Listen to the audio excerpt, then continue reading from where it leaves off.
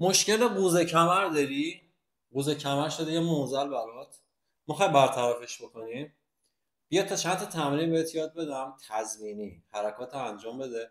قوز کمرت برطرف میشه. برای اینکه بدونی تمرین چیه تا آخر این ویدیو منو همراهی کن.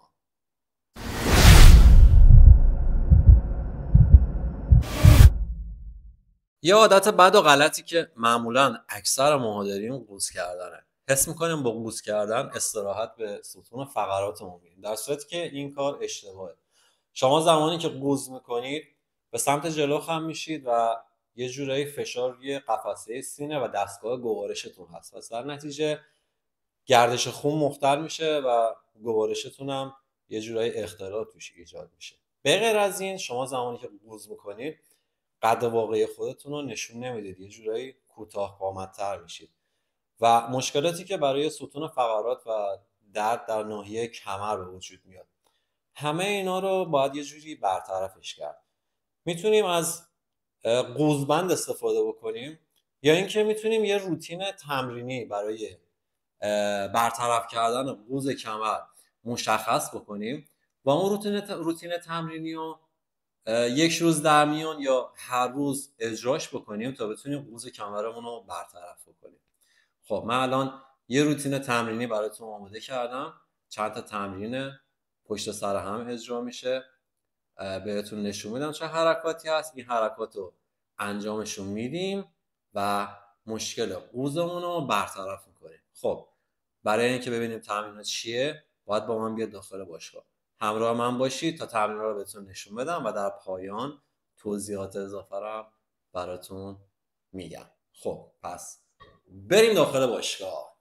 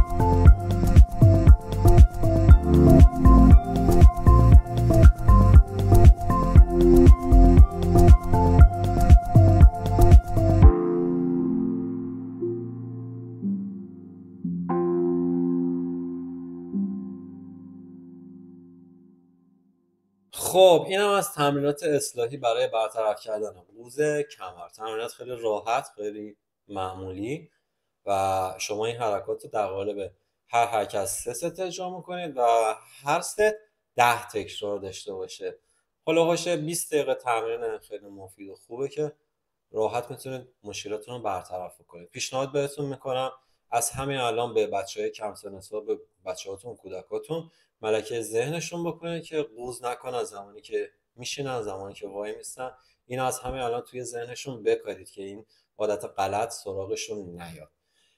خیلی‌ها فکر میکنن قوز کمر فقط مشکلاتی برای کمر درد و اینجور چیزا پیش میاره، ولی خب 80% خانمایی که افتادگی سینه دارن این معضل به خاطر اینه که قوز کمر دارن و باید قوزشون رو برطرف بکنن تا اون مشکل هم برطرف بشه. خیلی ممنون که تا اینجا همراه هم بودید. امیدوارم که مفید بوده باشه براتون و اگه درخواستی مبنی بر این که حرکتی رو انجام بدیم یا حرکات اصلاحی و ویدیو کنیم و براتون بذاریم، اگه درخواستی دارید پیشنهاد میکنم که توی کامنت ها بهمون بگید، پیشنهاد بدید و در اولین فرصت ما اجراش میکنیم. خیلی ممنون. تا ویدیوی دیگر، بدرود.